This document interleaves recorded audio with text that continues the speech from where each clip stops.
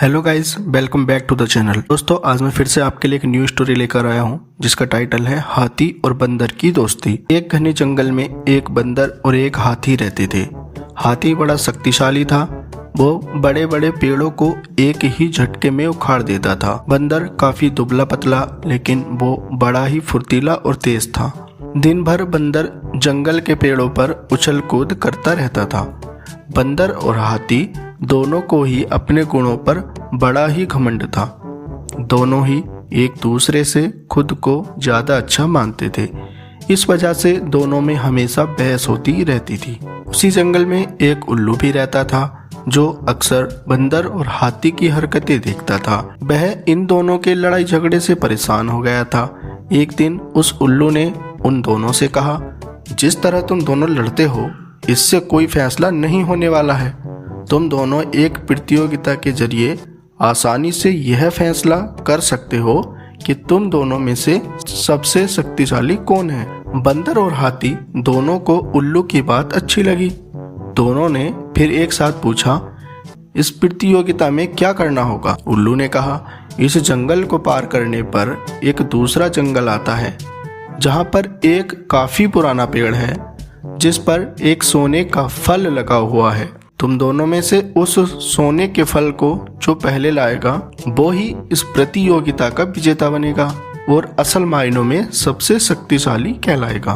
उल्लू की बात सुनते ही बंदर और हाथी बिना कुछ सोचे समझे दूसरे जंगल की तरफ निकल पड़े। बंदर ने अपनी फुर्ती दिखानी शुरू की। वह एक ही छलांग में एक पेड़ से दूसरे पेड़ तक पहुंच जाता। वहीं हाथी तेजी से दौड़ने लगा और रास्ते में आने वाली हर चीज को अपनी मजबूत सूंड से उखाड़ फेंकता। थोड़ी ही देर में हाथी और बंदर उस जंगल से बाहर निकल गए। इस जंगल से दूसरे जंगल के बीच के रास्ते में एक नदी बहती थी। उसे पार करने के बाद ही दूसरे जंगल में पहुंचा जा सकता था। बंदर ने फिर से अपनी फुर्ती दिखाई और झट से वह नदी में कूद गया, लेकिन पानी की लहर काफी तेज थी तो बंदर नदी में डूबने लगा। बंदर को नदी में डूबते हुए देखकर हाथी ने तुरंत अपनी सूंड से उसे पकड़कर पानी के बाहर निकाल लिया। हाथी के इस व्यवहार को देखकर बंदर काफी हैरान हुआ।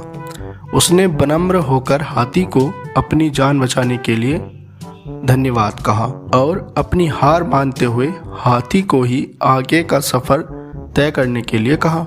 बंदर की इस बात को सुनकर हाथी ने कहा, मैं नदी पार कर सकता हूँ, तुम भी मेरी पीठ पर बैठकर इसे पार कर लो। बंदर हाथी की बात मान गया और वह हाथी के पीठ पर बैठ गया। इस तरह दोनों ने नदी पार कर ली और दूसरे जंगल में पहुंच गए। फिर दोनों ने मिलकर सोने के लगे हुए फल वाले पेड़ को भी खोज निकाला। सबसे पहले हाथी ने अपनी सूंड से उस पेड़ को गिराना चाहा, लेकिन वह पेड़ काफी मजबूत था। हाथी के प्रहार से वो पेड़ नहीं उखड़ा। फिर हाथी ने निराश होकर कहा, मैं अब यह फल नहीं तोड़ सकता हूँ। बंदर बोला, चलो मैं भी एक बार कोशिश करके देखता हूँ। बंदर फुर्ती से उस पेड़ पर चलने लगा और उस डाली पर पहुंच गया जहाँ पर सोने का फल लगा हुआ था। उसने वह फल तोड़ लिया और पेड़ के नीचे उतर गया। इसके बाद दोनों वापस नदी पार करके अपने जंगल लौट आए और उल्लू को वह सोने का फल दे दिया। फल पाने के बाद उल्लू जैसे ही इस प्रतियोगिता के लिए विजेता का नाम बोला, वैसे ही बंदर और हाथी ने मिलकर उसकी बात को रोक दिया। दोनों ने एक साथ कहा, उल्लू दादा, अब हमें विजेता का नाम जानने की जरूरत नहीं है। इस प्रतियोगिता को हम दोनों ने मिलकर पूरा किया है। हमें यह समझ में आ गया है कि हर किसी का गुण अपने आप में अलग और खास होता है।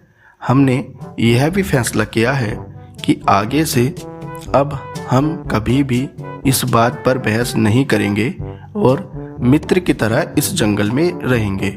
उल्लू को बंदर और हाथी की बात सुनकर काफी खुशी हुई।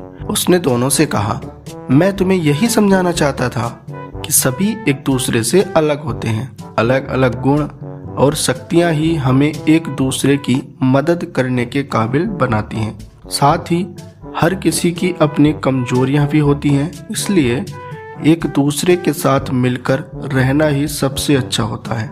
उसी दिन से हाथी और बंदर दोनों जंगल में खुशी खुशी रहने लगे।